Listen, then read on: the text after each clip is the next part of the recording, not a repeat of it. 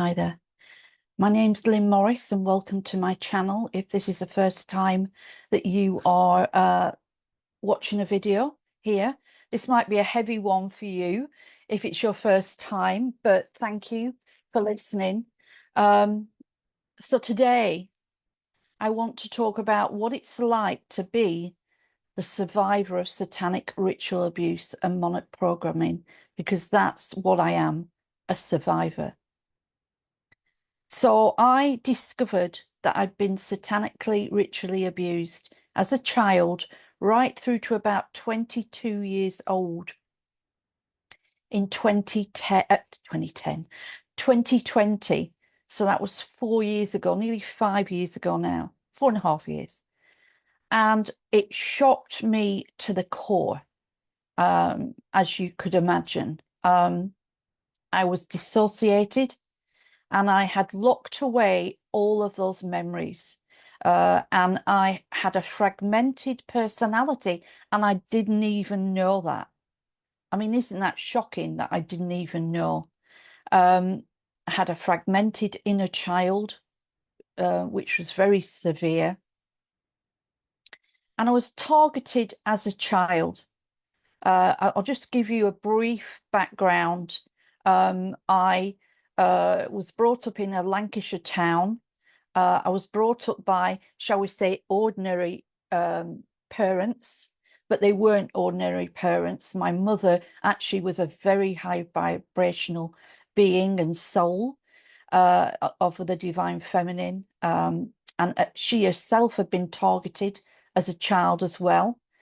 My father was, in fact, a dark magician, and I didn't know that, and he kept that very, very secret.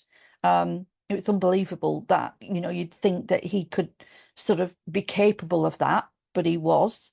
In fact, he trained with John Dee and Edward Kelly from the Tudor times. So that's how much black magic he knew about. He knew a lot, right? He just kept it quiet.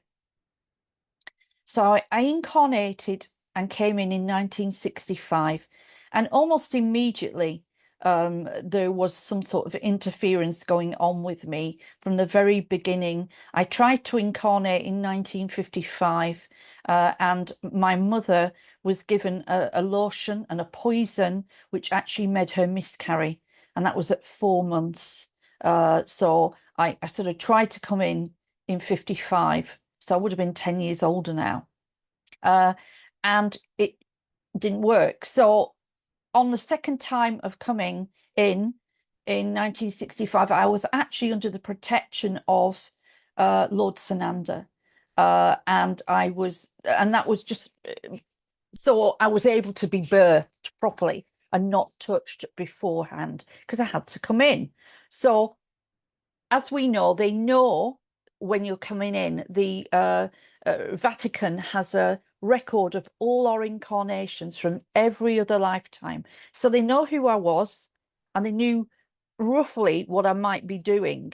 So, as mission wise.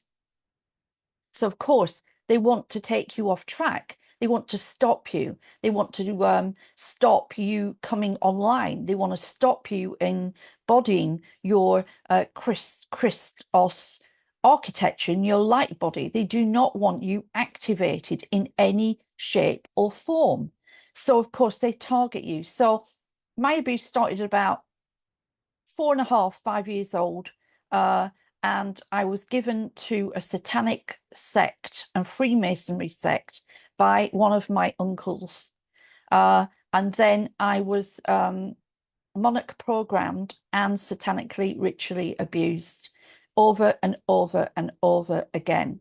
The monarch programming is really interesting because I now have deprogrammed myself, and I have healed all of my wounds from satanic ritual abuse and my fragmented inner child. And I think that was something where, I was here to bring healing protocols for that forwards. So therefore, I had to experience it, and I see it that way. And also the frequency match of being born into that family of my dad running a huge ancestral contract and also a huge soul contract that he was running from Edward Kelly and the John Dee days. So, you know, it all adds up. And when you're that frequency match, then you are going to incarnate into that sort of family. And also, I had links to that lifetime, that Tudor lifetime, very powerfully. So it all was sort of, it was like we were unraveling that lifetime. We were unraveling the black magic that went on hugely on that timeline, the Tudor timeline, the Elizabeth I timeline, and the Henry VIII timeline. So we were hugely unraveling that and putting that to bed and clearing that timeline. And I finally managed to clear that timeline uh, the first part of this year, finally. So, you know, what's it like being a survivor? Well, you know, I'm at peace. I've healed. I'm at peace, and I'm very happy to be able to help other survivors now of satanic ritual abuse and monarch programming, and to bring those healing protocols forwards. And I am so grateful that I have managed to keep myself in intact mentally and emotionally, and able to offload and heal these things to be able to go on. And I have made mistakes in the past, and I've been working as a healer and teacher for 14 years now, and I have made mistakes, 15 years nearly. And you know, I can see that would have been my wounding from that I didn't even know I had. I was lucky in the fact that my soul is really powerful. We all are powerful. You're powerful too. And my soul could handle that sort of as a survivor of it. What I decided to do evidently was compartmentalize it in and lock it away. And that was how I survived.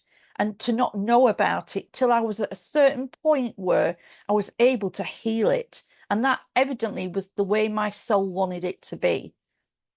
It wouldn't have been any good me waking up at 30, 33, and having to try and deal with knowing what had happened to me, and I had no tools to heal it. Yeah. So actually working as a soul healer for a number of years and working in the quantum, actually by the time I got to the point where I realized I had tools. I had things I could use. And then I was given more tools as I went on to heal it. And I had some amazing souls around me that were very powerful and could hold space as well for me. But I did, you know, I walked this path. I did it. And literally, I crawled out of hell. And that's what they try and do, is put you in hell. And people might say, oh, it doesn't exist, and da da da. It's the frequency of hell, the frequency of Satanism and Luciferianism. That is hell. And, you know, the energy and the ritual sacrifices and the blood sacrifices and the torture and abuse and what my body has been through, you know, and I won't go into detail. That's not appropriate for me to do that. But you can imagine what happened. I was continually raped and tortured by two uncles, one on my dad's side, one on my mother's side. Not my blood uncle, I might say, on my mother's side, but an actual brother-in-law of my mother's who had married her sister. And I believe her sister and daughter was subject to satanic ritual abuse now as well. Without shadow of a doubt, I can see that. Both of them died at 59, God bless them. My cousin and her mother both died at age 59. And I don't think that's a coincidence either. Um, Also, on my dad's side, it was rife. And his sister was married to another Satanist and Freemason, a closet one at that.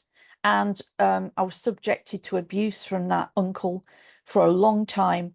And also a school teacher at school, I now know, abused me really badly and tortured me satanically. And also a Catholic priest has now, you know, I got memories back of that when I was 5 years old in our local parish.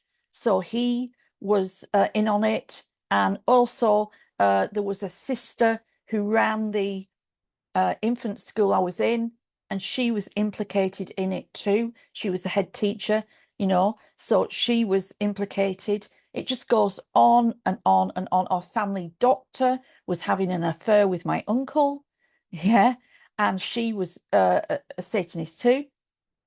And she was the one that actually took me into the first ritual that I ever experienced. So she was in on it, the family doctor. So you can imagine if I went, I stopped eating for a while after that and was in a terrible state. My mum took me to her, yeah, thinking she'd get guidance on what was wrong with me. And she, of course, said there was nothing wrong. And I actually obtained the doctor's notes from that conversation. I wanted to see them in my medical records, and there was no mention that of anything of my emotional problems and da da da, which I did have. So, it was all a big cover up. And I believe my cousins were subject to it as well. It was just a mess. Yeah. Now, of course, they were using my DNA, taking samples of my DNA and cloning me, and actually doing all sorts of things in the astral realms with my DNA and my light codes. Now, that's stopped. It's been reversed, halted, and stopped.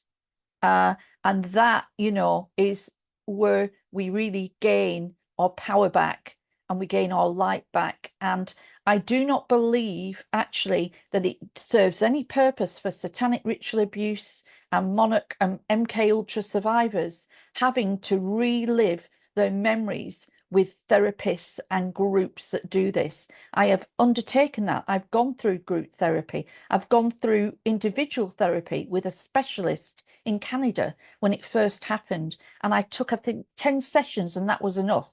My I am presence said, that's enough. You don't need to relive this anymore. You've heard enough memories that proves to your psyche that it really happened. If you know what I'm saying. So, because I wouldn't believe it at first, like, I can't have been, no, until I was able to access some memories. And what I recalled was typical satanic ritual abuse, in the rituals in itself. So that, then my psyche, my brain, I was able to acknowledge and accept that this had really happened to me. I think it was very hard for my family, very hard for my husband to take that with what had happened. There is a story linked to that, which I will tell in the next few months, which explains a little bit more about what was going on at the time. I had clients, I had to back off for a while, had to go in deep and really accept it. And that took a while, but I did. And then I got amazing help and assistance that helped me to start to clear the damage on a light body level and physical level. Now the body never forgets. So my body still now can go into dysregulation, and I can be triggered, not as much as I was. In fact, I'm getting better and better every day now, which is fantastic. So I don't get triggered maybe once a week or something, if that. And actually, it's really interesting. It's not something that comes into your awareness. It's more your body reacts to something that it feels is dangerous or recognizes something that may be dangerous. And then my body will react. I'll have to run to the toilet, or I'll get a shiver running right down my body. But I know it's the vagus nerve. I know I'm being activated with this like danger, fear of flight. And I know, oh, something's triggered me. What was that? And I try and find out and sort it out. So I've come a long way. And you know, when I think back now, I was always looking at why I was low self-esteem, low confidence, why I was emotionally unstable at times. I realize now why. because I had a huge fragmentation of my inner childs, and my inner child was petrified. And she was a little girl, and she was on my back, literally, with her hands around my neck, like like you know, and she'd been through a terrible thing over and over again. So I was going out of body all the time. I couldn't stay in body, and that's a big symptom of satanic ritual abuse, is that anybody who's been abused, not even satanic ritual abuse, you go out of body, and that's the only way you cope. So you're not comfortable in your body, so therefore you spend most of your time outside your body, daydreaming, imagining, going on secret journeys in your head somewhere. That's what I used to do. Or I'd physically go out of body and be on the ceiling looking down at what was going on with me, so that I could detach from my body and not be in that body when I was being abused and tortured. And they torture you. So just imagine what a child would try and imagine what that means.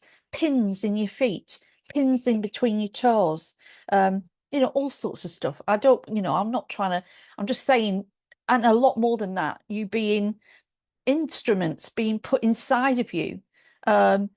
It's just disgusting things.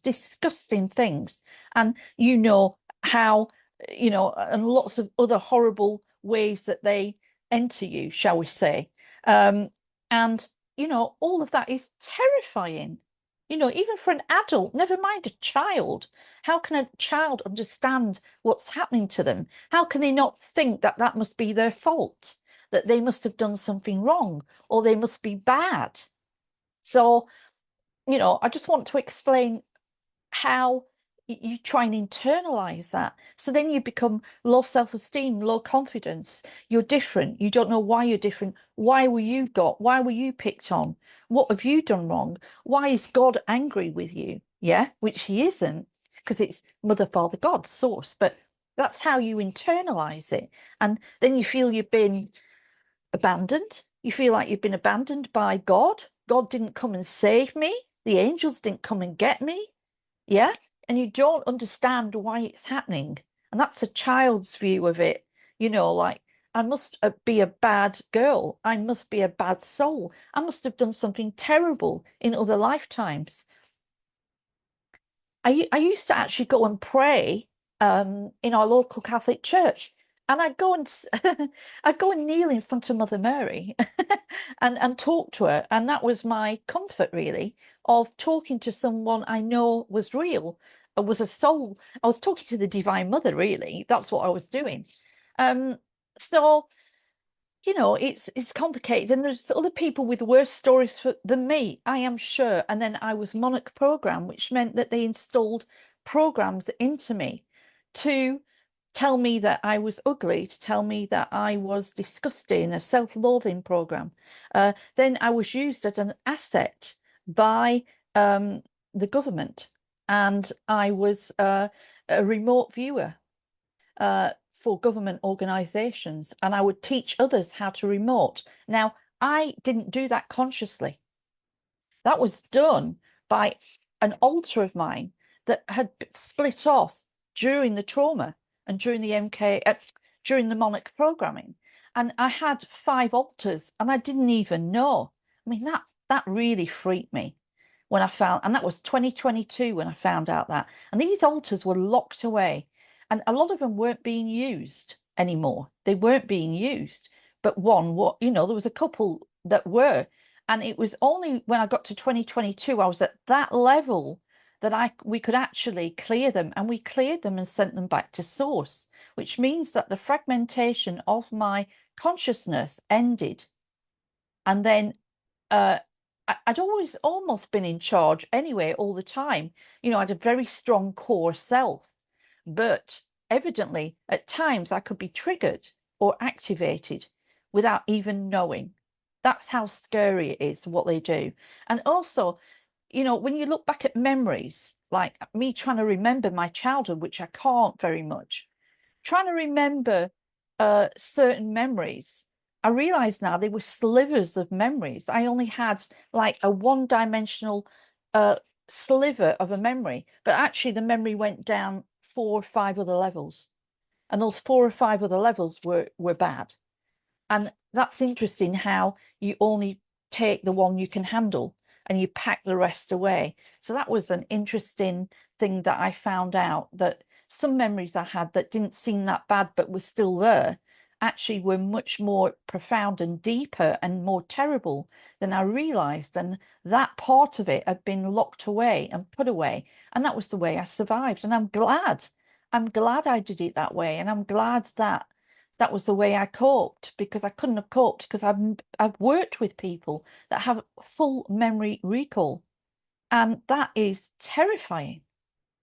I don't want the memories. Those memories are not me. Though they are me, but me being controlled by something against my will, against my permission.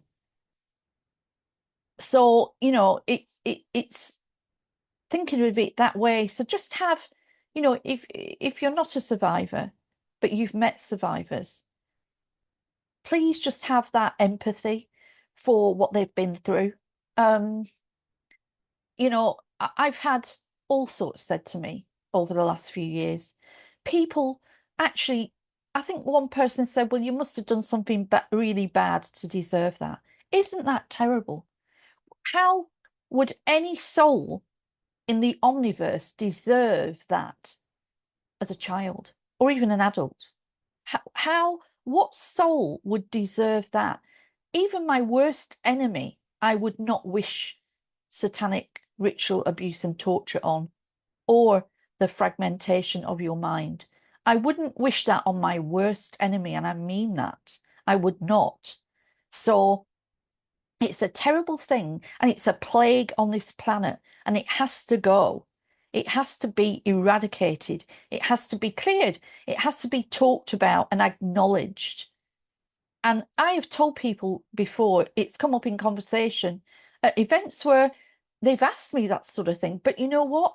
When you tell them, they run. They run like, they don't want to talk about it. They don't know what to do. They don't know whether you're going to turn funny on them. Like, it's, it's some people understand and really get it. Others don't. People are frightened. Some people just don't want to mention it again. Some people run the other way from me and never speak to me again. I mean, I get the whole plethora of reactions, but I'm not ashamed of it. And it's what has made me resilient and courageous, and to have the empathy for others that have been through this, because they need our love, help, and support. And that's the problem. When you're trying to clear and heal this, you can have lines of interference in you. You can be hooked up and report back to the ones that are controlling you and handling you, which is awful and terrible. And you're trying to get out. You're trying to become free. You're trying to get your soul liberty and sovereignty. And you are being, monitored and watched and everything else. And finally, at this point in my life now, I'm at a point where I am free. I am no longer an asset. I am gone. I've cleared. I am out of it. I call it the Lucian filing cabinet. I'm out of it.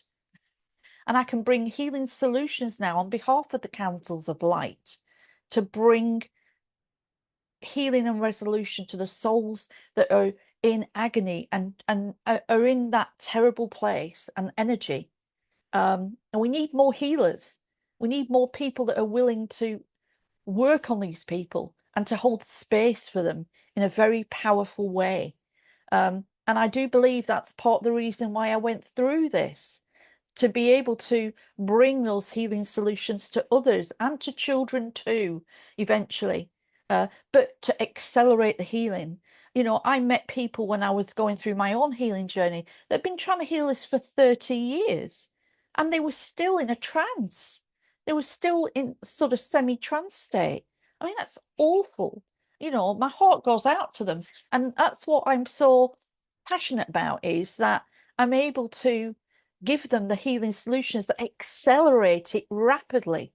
So instead of doing 30 years, you might only want to do, I don't know, a year and a half or a year. And you are now your light body is repairing, it's coming back, it's coming, everything that they did, you can reverse and undo. Of course, the memories, we don't need to have. We don't need to have them. We do not need to carry those memories around with us. And it feels to me now, where I am in my healing journey and pathway, that it happened to someone else. It doesn't really feel like me, which is, I suppose, that healing and reintegration. I'm feeling not triggered anymore, and I don't need to cry anymore, and I don't need to, I'm able to look at it from a much more balanced view and perspective, and know and own that the fact that I didn't deserve that. No soul deserves that. I didn't do some. We all did something bad in another lifetime. We all have been light and dark. That is part of our journey as a soul. But I know I came here to heal that, to bring that out into the fore, into society, to bring healing solutions for these people that rapidly progresses anything else that's ever been brought forwards. And that is my joy and my mission. And that's why I undertook it. It's like anything, when we go through a bad situation, where we go through something tragic or trauma in any way, we're here to turn that round, aren't we? We're here to turn that round and then use it to our advantage, to be able to help others that are going through it, to know that you've been through it and you're okay. And also to make, you know, make a positive out of it, and to actually then do something with it that means something and leaves a legacy. So yeah, I've been really lucky that I have been given the tools to heal, and to heal the programming too. I had a suicide program running. Can you believe it? They always put a suicide program in, and that suicide program was activated earlier this year. There was a test run done for it in December 2022, and I sustained an injury in my hand, a big one. And I, at the time, did not realize what had happened in any shape or form. It was early this year that I got the wake up call, and I got shown very clearly what was going on.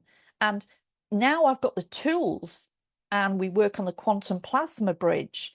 I was able to go on the quantum plasma bridge with that program still in me, and I was able to deprogram myself and take that program out. So if I can do it, anybody can do it. And it was a program that wanted me to actually do the job for them, as you know, to actually suicide, so that I could then, their problems would be over, and whatever I would deliver with the protocols and other things I do on a planetary scale would be just taken out and stopped. But it doesn't just, the book doesn't end with one soul. And one soul going means another soul picks up the bag and carries on. That's how I believe we work as a team. We're a team light. So therefore, another soul would have picked up that job and taken it over, because it's a very important one. And we all do important things, of course. I'm not into spiritual elitism or anything like that. We all do an important job. But I know I've got the healing protocols and solutions for this. And no wonder they wanted to target me, and no wonder they wanted to stop me. And the more I talk about this, I feel the better it is. So that's why I'm talking about it. And I am not scared. I have got my courage, I've got my faith. I know I'm protected. I know the divine overlights me and works through me at all times. And therefore, I feel that I can talk about it now more than ever before. So if you do meet a survivor of satanic ritual abuse and monarch programming, please give them the benefit of the doubt if they appear or come across strange, or they talk a bit odd, or they seem a little bit weird, shall I say. You can't possibly imagine what they've been through. You can't possibly imagine the horrors that they have witnessed, that no soul should ever see, and certainly not children should see. I've seen someone be murdered. Yeah, I've seen someone be murdered as a child. That was one memory that came up. And, that is something that you live with, and you pray for that soul, and everything, and all the things you have to do. But that, as I say, this is real, and we can't shake it under the carpet. We can't hide it and put it away in cupboards. We can't pretend it doesn't exist. It does. And there are people all around the world right now suffering. Right now, at this moment, God forbid, there is someone being satanically ritually abused. And it has to stop. The divine says no more. It has to stop.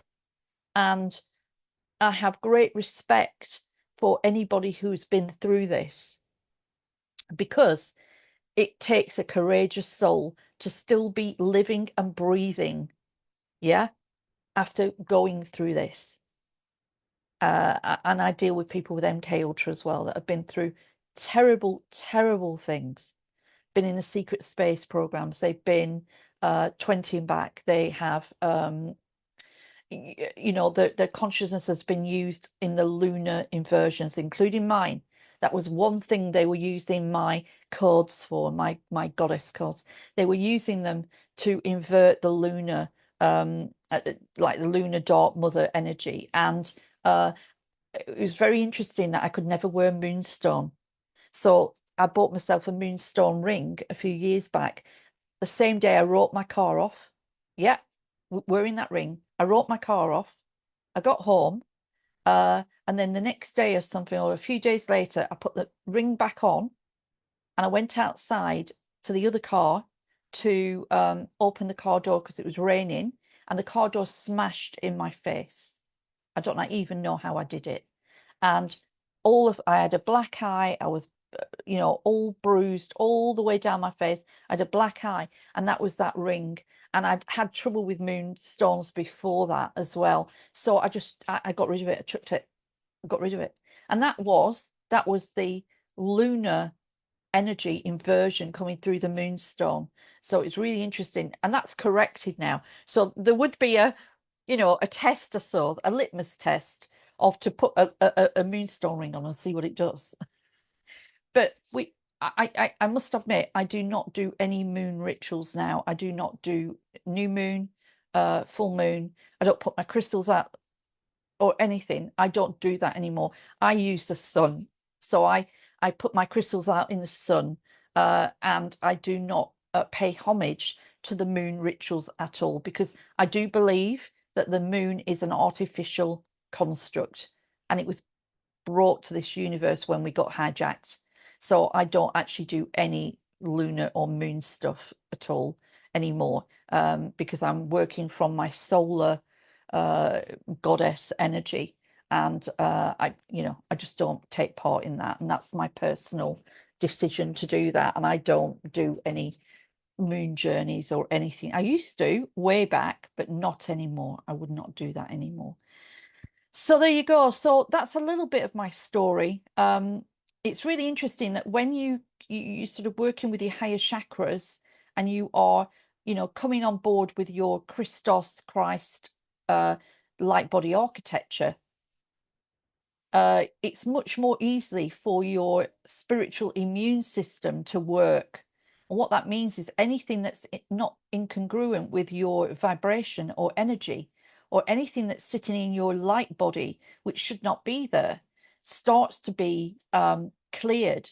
And it's almost like you repel it, like you do with your immune system. When you get a virus or something, or a cold, and your immune system works overtime to get rid of it, and that's what your spiritual immune system does. And your spiritual immune system can take out programming. And actually, it's really interesting that I had another program that we discovered, because I'm now getting to the nitty gritty, all the bits that are left. And I was actually repelling it and taking it out myself with my chakra, with my all of my uh, Christic architecture online, my Christos light body is like expelling it. It's really interesting. And you know, this is something natural that happens at a certain point in our ascension journey. So very much it was nice for someone to be able to tap in. There's a few people I trust, and say, you're just about to expel that and clear that and heal and transmute it.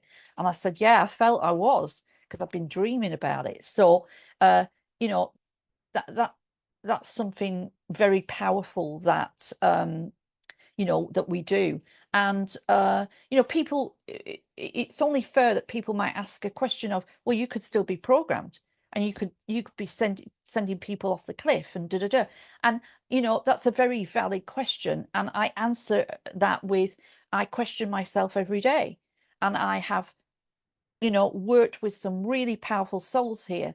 Um, in the league of Lisa Renee and Ashaya Dean, and we all are in agreement that I am at a point where I have control, not the other way around. I have control, not the other way around. So I'm able to control that and to clear it, and as I say, and then able to help others with programming and see it and be able to clear it. And that's a fantastic thing. So I just wanted to explain a little bit about it. It's heartbreaking at times. I'm at the point where I can see the positives from it now. I can see the mission, the legacy, the teachings, the protocols that will come from this, and have come from this already, that will be life-changing for others, and already have been life-changing. And I've seen people wake up out of a trance when I've worked with them, almost like they're in a trance state all the time, and they've come out of that and then start to see around them who's still handling them, who's and that's another thing, is that they will always try and send handlers to you, because they want someone to handle you, to manage you, to report back and say, where are they in their point of consciousness? Have they healed? How far are they? All of that stuff. And that's something, unfortunately, that we have to go through as we start to offload the handlers. We offload those that are trying to manage us and handle this. And I got rid of one of my major handlers a while back, that was sitting there very cleverly without me realizing, and that's how much trouble they go to manage and handle certain souls here on this planet. And I am not afraid to talk about this anymore. I'm not afraid to talk about my experiences. I'm not afraid to speak my truth.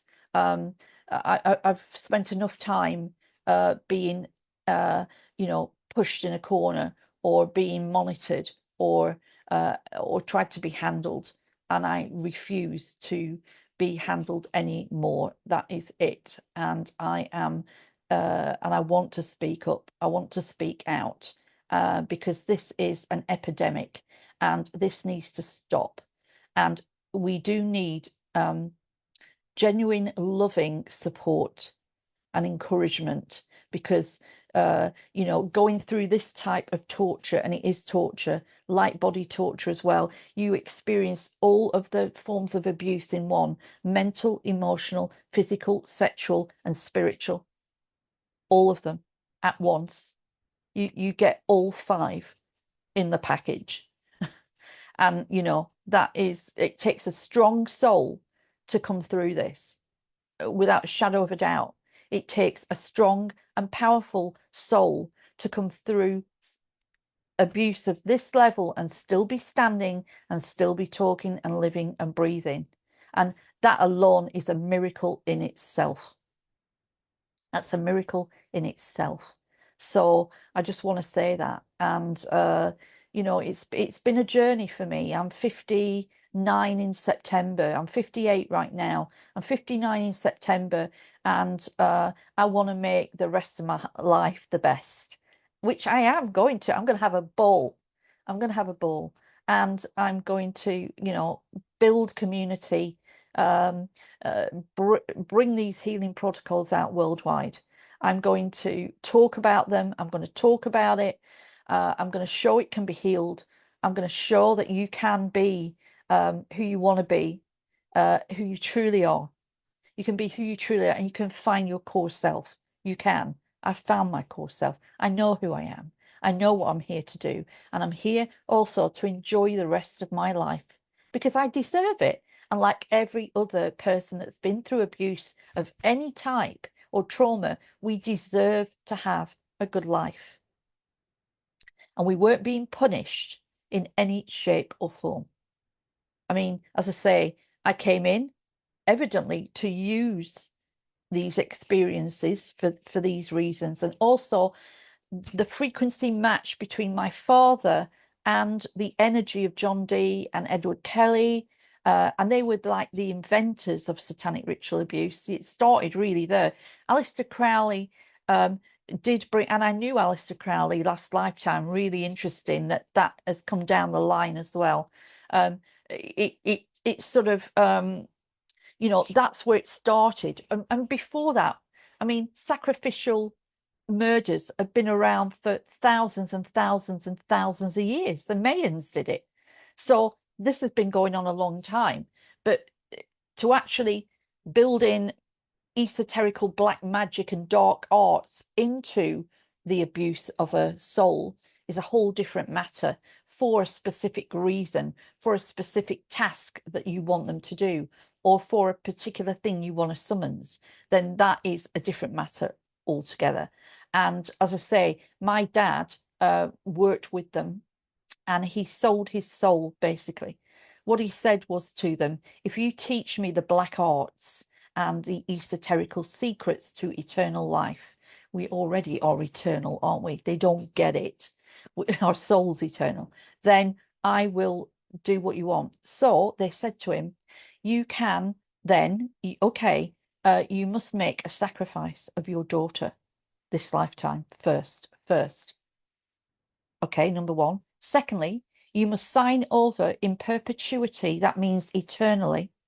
You must sign over every daughter that you will ever have in any lifetime in the future to Satan. And that's what he did. So he made a blood contract, and he murdered his daughter at the time. And guess who his daughter was? My mother. Now, isn't that wow? So I was the last daughter. She was the first daughter. So in one big foul swoop at equinox, we shut down that timeline completely. And that energy of that sacrifice and contract guaranteed my permission to be abused in this lifetime. If I'd not had, I believe, if I'd not had that contract running in my ancestral bloodline, because he signed up me forever and all the ones beyond after, that would have gone on. And also, then there was a frequency match for me. I was sold out. It was permission had already been given for me to be abused. So that's how they were clever, and evidently I chose that bloodline as well. I chose that bloodline to clear it because it was massive and big and needed shutting down. And my mother was connected to it, and she is actually part of my monad, my mother. I know that. We've incarnated together many times. So I actually brought her on the quantum bridge, and I got her to shut down the beginning of the timeline, and I shut the end of the timeline down with the councils of light, and we collapsed it and got rid of it. And in that moment, the whole timeline was released. Every woman that had been sacrificed, and there were many that he'd had that were daughters of his. Every woman that was on that timeline linked to my father was released simultaneously all at once. And I was able to speak on behalf of them and release them on a soul level and rescind the contract back. And that was just a wonderful thing to see. All these women, like they stood there, and there was just, well, I think there was thousands. And I just couldn't believe it. Like, wow. And we released them all. And also it released my mother. So my mother was stuck, like sort of she was okay, she was all right, but she couldn't go up to the higher realms, much higher realms, because she was stuck in that contract. It was still there. So of course, when I shut it down and we cleared it between us, she was released. And she came to me about 2 weeks later in a dream and said, Lynn, I can go now. Oh, it's such a and she looked gorgeous. And she said, Lynn, I can go now. I'm going. And just, sent her love to me and went. And more of this to say, I'm going to the higher realms now. I can go back to maybe the higher God worlds or whatever she came from. So that was such a lovely thing to experience and witness. And that's the power of quantum soul work, when we really start digging and asking the questions about, how did I get into this contract? Where did this come from? Yeah. uh not 10 times out of 10, it's always an ancestral family contract running, and we're coming into these big bloodlines. I mean, my dad was a black magician. He probably had an impact on major stuff, and to shut that down and clear that changes the whole trajectory, doesn't it? And does so much to clear up what's come before. So I'm going to leave it there. But I thank you for listening to me. And I just, I'm grateful to have been able to heal this. And I'm grateful for all the people that have come to assist me in healing this. And there was many. Uh, and the divine that was always there to assist me in showing me what I needed to do, and showing me how to heal this and how to release myself from the energy. And there's a lot more I could go into about what goes on, but you don't need to know that. Uh, all you need to know is just to have that empathy and sympathy for those that have been through any type of trauma. And it's not their fault, right? Look at me. It's not my fault. I didn't do something terrible. I didn't deserve it. I came in for many reasons, to be able to shut that shut that timeline down that was massive, to be able to release myself from my past stuff, to be able to clear that ancestral line that was having major implications for timelines here. Um, there's many reasons why you choose to come in and do that. And I have had experience. I do believe I was in a higher elite group. I do believe that there was top police officers and lawyers, even the royal family, I think, are linked to me.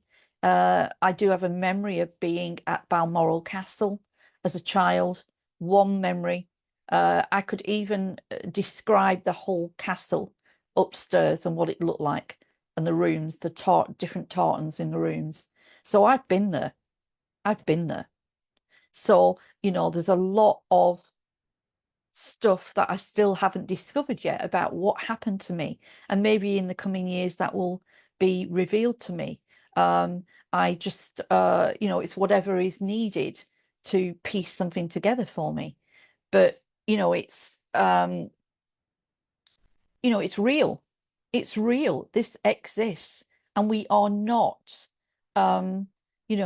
we are not reptilian horrible monsters. We are human beings and souls that have been through this, but for particular reasons. And we've got to stop these children being abused. We've got to stop, some of them don't even make it. They're sacrificed. So they're killed in a ritual and that's it. I mean, that's just barbaric. We have to stop this, and we will. Of course we will. But, people can't even comprehend that it really happens, and it does. And this is the world we're living in. It doesn't mean that we have to be in fear. We stand in our conviction, in our courage, in our faith, in our inner knowing that there is a new world we're building here, and we're anchoring that world right now, and there is no room on that world for this or anything else like that. There is no room for it, and you know, it's got to stop. So I'm sending you all my love, and thank you for listening. And if you like this video, you can like and subscribe, please. I'm trying to build this channel up now to bring more sort of highlighting more of what is really going on here on this world.